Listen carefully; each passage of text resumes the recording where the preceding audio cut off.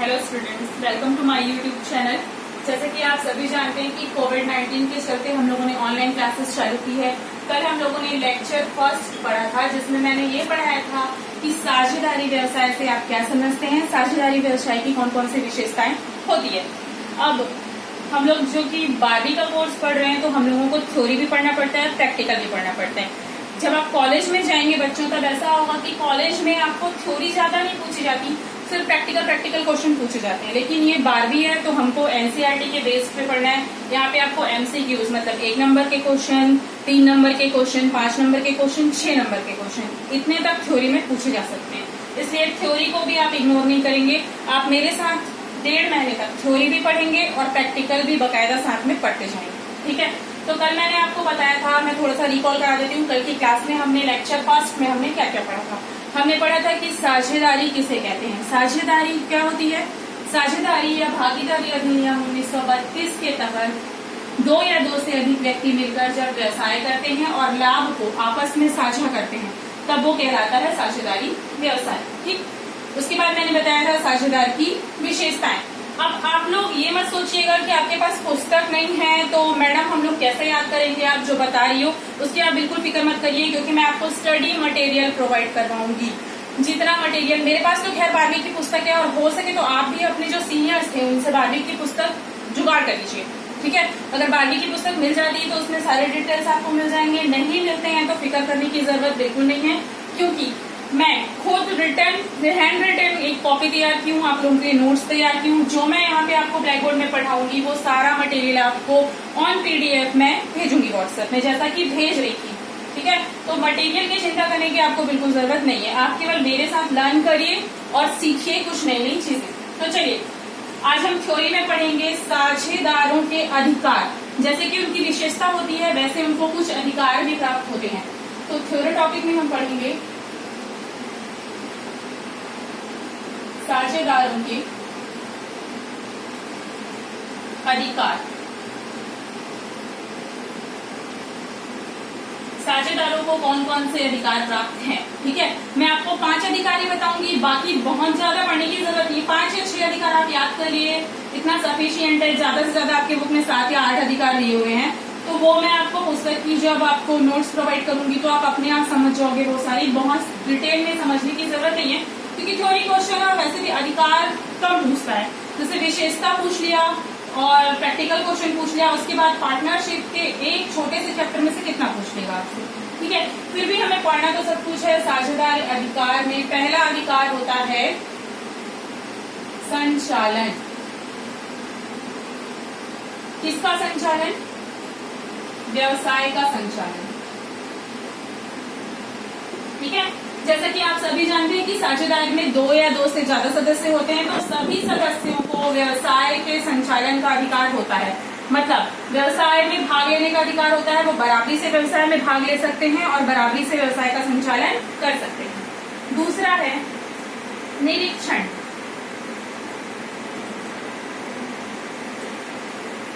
किसका निरीक्षण? पुस्तकों को, ठीक है।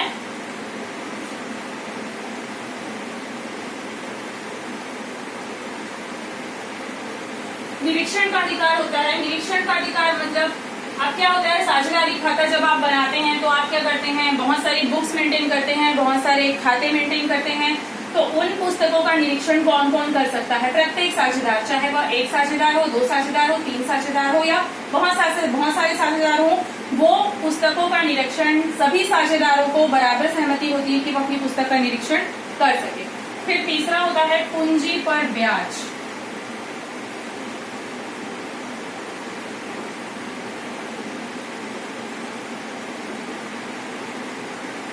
चौथा होता है ऋण पर ब्याज।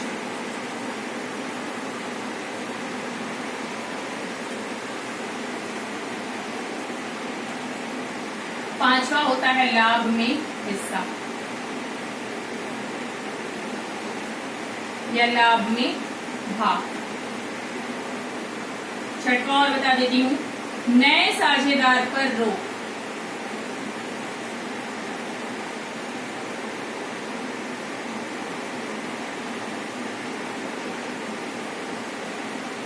और सातवां संयुक्त अधिकार।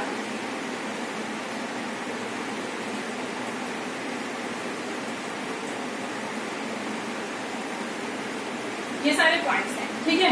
पहला है संचालन। किसका संचालन? व्यवसाय का संचालन। व्यवसाय का संचालन सभी साझेदार बराबरी से करते हैं। दूसरा है निरीक्षण।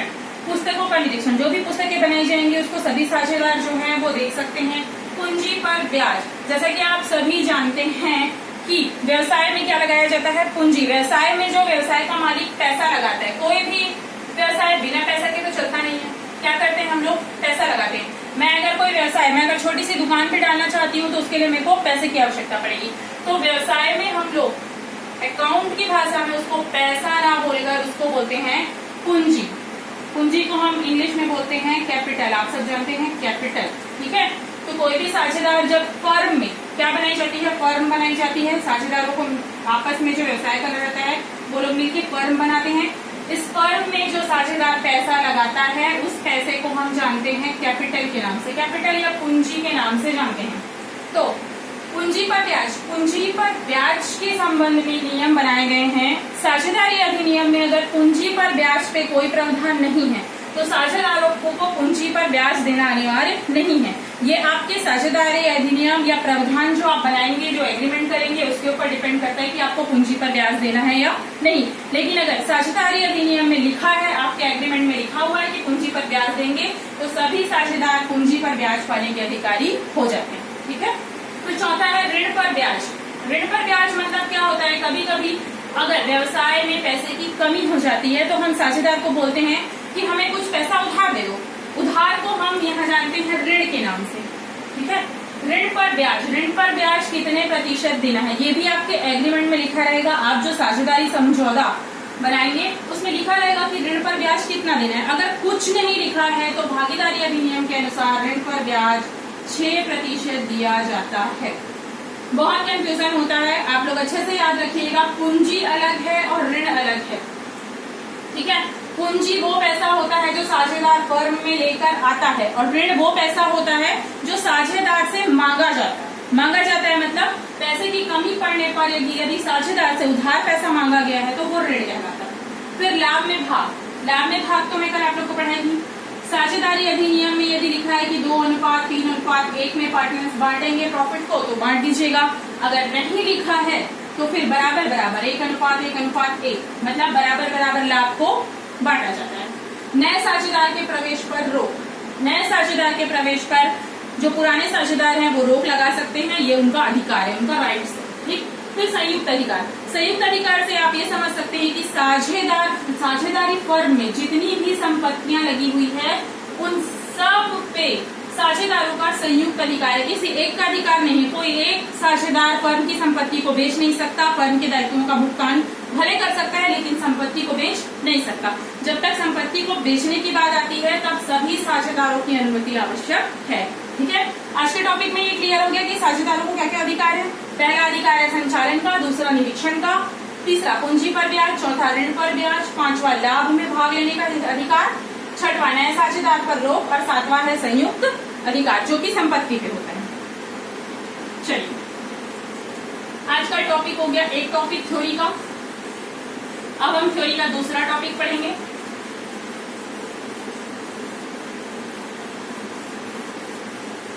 दूसरा टॉपिक ये है कि अभी तक हम बोल रहे हैं कि साझेदार बनना है बनना है बनना है। ठीक है भाई, साझेदार बन जाइए, कोई दिक्कत नहीं है साझेदार बनने में, लेकिन क्या हर व्यक्ति साझेदार बन सकता है? हर व्यक्ति साझेदार बन सकता है या नहीं, ये भी एक इम्पोर्टेंट पॉइंट है, ठीक है। तो साझेदारी या साझेदार व्यवसाय को चलाने के लिए या साझेदार बनने के लिए कुछ योग्यता और शर्तें होती हैं। साझेदार बनने के लिए योग्यता या शर्तें।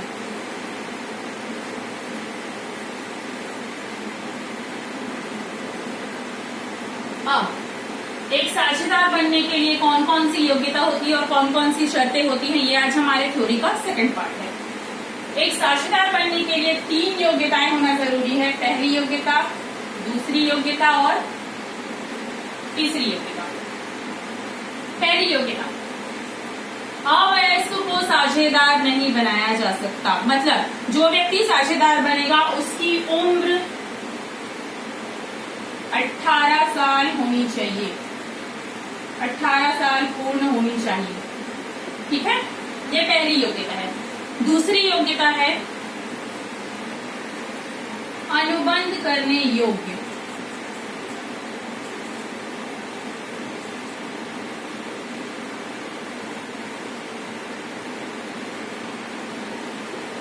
आपकी दूसरी योग्यता है अनुबंध करने योग्य। अनुबंध करने योग्य का मतलब है कि आप में जो है एग्रीमेंट करने की क्षमता होनी चाहिए। राज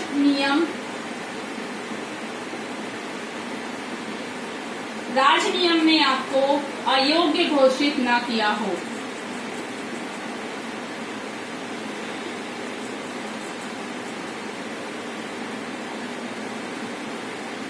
और तीसरी जो है शर्त वो ये है मानसिक रूप से स्वस्थ। मानसिक स्वस्थता। ठीक है, ये 3 नियम है। पहला नियम ये कहता है कि आप वयस्क होने चाहिए, मतलब आपकी जो उम्र है वो 18 साल से ऊपर होनी चाहिए। दूसरा जो शर्त है वो ये बोलता है कि आप में अनुबंध करने की क्षमता होनी चाहिए। अनुबंध करने की क्षमता कौन निर्धारित करेगा? राज नियम। राज नियम मतलब जो कानून होता है वो कानून आपको अनुबंध करने के लिए अयोग्य न ठहराए किसी प्रकार से। मतलब ये ना बोले कि आप अनुबंध नहीं कर सकते, ऐसा नहीं होना चाहिए। आप अनुबंध करने के योग्य होना चाहिए, तभी आप साझेदार बन पाओगे। क्योंकि कल मैंने विशेषता में सबसे पहले बताया था कि अनुबंध करना आवश्यक है, मतलब एक एग्रीमेंट होना चाहिए, अनुबंध होना चाहिए, तभी साझेदारी का निर्माण किया जा सकता है। तीसरा है मानसिक स्वस्थता। मानसिक स्वस्थता से आशय ये है कि आप पागल, दिवालिया या अयोग्य घोषित ना हो। पागल ना हो मतलब मानसिक रूप से स्वस्थ हो। अब किसी पागल, रोड चलते पागल, दरेगांव जंगल से बहुत सारे पागल आते हैं, जानते होंगे, बोल्टा के सब बच्चे जानते हैं ना, तो उनको तो साझेदार नहीं बनाया जा सकता। साझेदार एक मानसिक स्वस्थ व्यक्ति को ही साझेदार बनाया जा सकता है। ठीक है, तो तीसरी योग्यता है मानसिक रूप से वो व्यक्ति स्वस्थ होना चाहिए। अब एक चीज और बता दूं आपको, 18 साल पूर्ण कर चुका मतलब क्या होना चाहिए? वो वयस्क होना चाहिए। लेकिन ऐसा नहीं है कि अवयस्क को आप साझेदार नहीं बना सकते। कुछ शर्तें होती हैं जब साझेदार का उत्तराधिकारी, मतलब अगर मैं पार्टनर हूँ और मेरा बेटा है, अगर मेरी मृत्यु हो जाती है तो कुछ ऐसे केसेस होते हैं जिसमें मेरे बेटे को, चाहे उसकी उम्र 18 साल से कम ही क्यों ना हो, वो अवयस्क ही क्यों ना हो, उसे साझेदार बनाया जा सकता है। तो अवयस्क को किन दशाओं में साझेदार बनाया जा सकता है ये मैं आपको आगे टॉपिक में, अगले थ्योरी में बताऊंगी। फिलहाल आप इसके 3 नियम याद रखिए कि 18 साल पूर्ण होना चाहिए, अनुबंध करने के योग्य होना चाहिए और मानसिक रूप से व्यक्ति स्वस्थ होना चाहिए। ठीक, अब इसकी चिंता मत करिए, ये अगर मेरे YouTube से आप मतलब लिख सकते हैं तो लिख लीजिए, नहीं तो फिर मैं आपको इसके नोट्स प्रोवाइड करूंगी। ठीक है,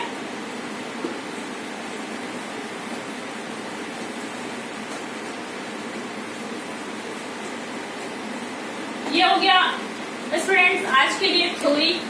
अब मैं आपको लर्निंग के लिए एक होमवर्क दे रही हूँ कि आप जो है वो अधिकार और शर्तों को याद करिए, क्योंकि बिना याद करे मेरे पढ़ाने का कोई मतलब नहीं निकलेगा।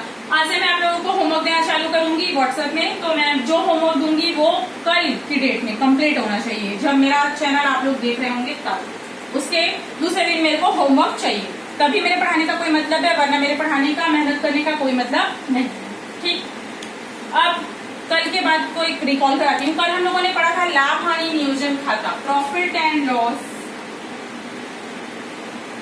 Appropriation account. ठीक है, जिसे हिंदी में मैंने नाम बताया था लाभ हानि नियोजन खाता। कल मैंने इसका प्रोफार्मा भी आप लोगों को बताया था कि ये कैसे बनता है। आज हम इसी से संबंधित एक प्रश्न बनाएंगे। मैं प्रश्न को यहाँ पे नहीं लिख रही हूँ, प्रश्न को मैं फोटो खींच के आपको व्हाट्सएप कर दूंगी। ठीक है, क्वेश्चन अगर मैं यहाँ पे लिखूंगी तो वो बहुत बड़ा हो जाएगा, पूरा ब्लैक बोर्ड भर जाएगा। मैं आपको बुक के थ्रू, बुक की फोटो के थ्रू आपको व्हाट्सएप कर दूंगी क्वेश्चन। मैं आपको यहाँ पे एक क्वेश्चन सॉल्व करके बता रही हूँ बुक से।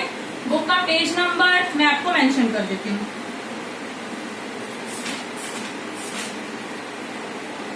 आपके पास अगर बुक है तो आपकी बुक का पेज नंबर है 79।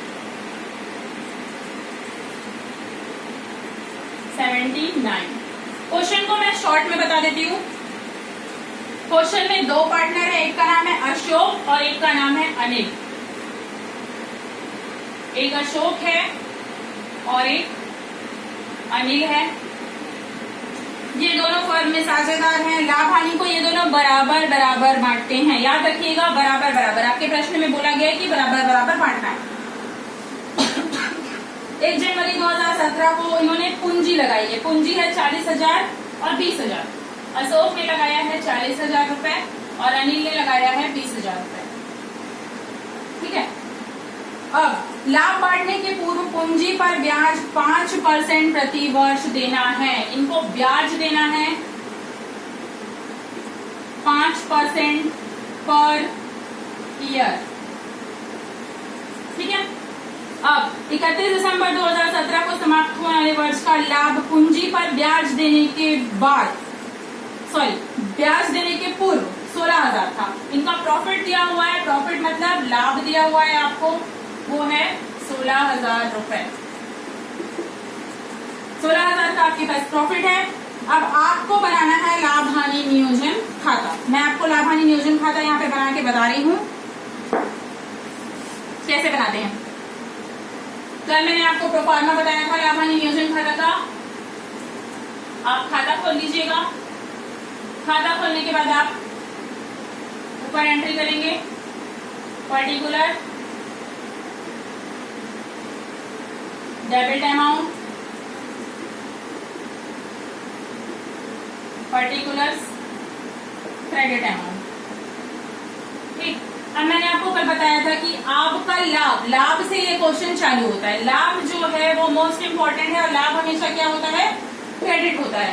तो जब आप लाभ की प्रविष्टि करेंगे तो आप लिखेंगे नेट प्रॉफिट। आपका नेट प्रॉफिट आपके क्वेश्चन में दिया हुआ है। यहाँ पे आप लिखेंगे नेट प्रॉफिट या फिर आप बैलेंस ड्रॉप डाउन भी लिख सकते हैं। नेट प्रॉफिट का बैलेंस जो है वो आप यहाँ पे लेके आए हैं। वो कितना है, 16,000 रुपए। कल मैंने आपको बता दिया था यहाँ पे आप केवल साझेदारों को देने वाली चीजों का ही एंट्री करेंगे और किसी भी चीज की एंट्री आपको नहीं करनी है। मैं आपको बता चुकी थी कल यहाँ पे 3 चीजें आएंगी, एक तो साझेदार का वेतन, एक कमीशन और एक पूंजी पर ब्याज। इसके अलावा कोई भी एंट्री यहाँ पे नहीं करोगे और ऐसा कोई क्वेश्चन नहीं करोगे कि मैडम डेप्रिसिएशन यहाँ पे क्यों नहीं दिखा रहे हैं, बिजली पानी का खर्चा, ऑफिस का खर्चा यहाँ पे क्यों नहीं दिखा रहे। वो सब लाभ हानि खाते में दिखाया जाता है। ये लाभ हानि नियोजन खाता है। नियोजन खाते में केवल आपको लाभ को बांटना है और साझेदारों के खर्चों को दिखाना है। तो यहाँ पे वेतन के बारे में तो कोई भी चीज नहीं दी हुई है। आपको दिया हुआ है अशोक और अनिल की पूंजी और उनके पूंजी पर ब्याज। तो पूंजी तो साझेदार के खाते में, लाभ हानि नियोजन खाते में नहीं आती, लेकिन जो ब्याज है वो आता है। तो आप लिखेंगे यहाँ पे interest on capital. Interest on capital. ठीक है। देखिए इंटरेस्ट ऑन कैपिटल आप लिख दिए। 2 पार्टनर है तो दोनों का नाम लिख लेना, अशोक और अनिल। पहला पार्टनर है अशोक और दूसरा पार्टनर है अनिल। अब आप इंटरेस्ट ऑन कैपिटल कैसे निकालेंगे, ध्यान से देखो। 40,000 किसकी पूंजी है, अशोक की, और 20,000 अनिल की। तो इसके सामने इसकी पूंजी को लिख देना। यहाँ पे लिखना 40,000 और यहाँ पे लिखना 20,000। कितना परसेंट देना है दोनों को, 5-5% देना है। तो परसेंट जब भी निकालते हैं तो 5/100 और 5/100 ऐसे आप निकालेंगे पूंजी पर ब्याज, इंटरेस्ट ऑन कैपिटल। ठीक है। तो ये 20 क्या होगा, कट जाएगा, 5-4-20, 20 मतलब 2,000। यहाँ पे 20 कट जाएगा, 5 से कम 5 दूनी 10, 10 मतलब 1,000। ये हो गया आपका इंटरेस्ट ऑन कैपिटल, मतलब साझेदारों की पूंजी पर ब्याज आप दे चुके हैं। अब बचे हुए प्रॉफिट को आपको क्या करना है, साझेदारों में बराबर बराबर बांट देना है। तो जैसा कि हम सभी जानते हैं कि क्रेडिट तरफ ज्यादा है, 16,000 है, और इस तरफ कितना है, 2,000 और 1,000, 3,000 है। हम 16,000 में से 3,000 घटा देंगे। और कोई चीज देख लेते हैं, और कुछ है क्या क्वेश्चन में, और कुछ क्वेश्चन में नहीं है। 2 साझेदार है, दोनों की पूंजी है, पूंजी पे ब्याज देना है, प्रॉफिट आपका 16,000 है। ठीक है। छोटे से क्वेश्चन से मैं शुरुआत कर रही हूँ, आपको और कुछ नहीं करना है। अब इस नेट प्रॉफिट में 16,000 में आप 2000 और 1000 घटा दीजिए, आपका बैलेंस बचेगा 13000। उस 13000 को आपको दोनों पार्टनर्स को बांटना है। किसको? अशोक को और अनिल को। अब जब आप अशोक और अनिल को बांटेंगे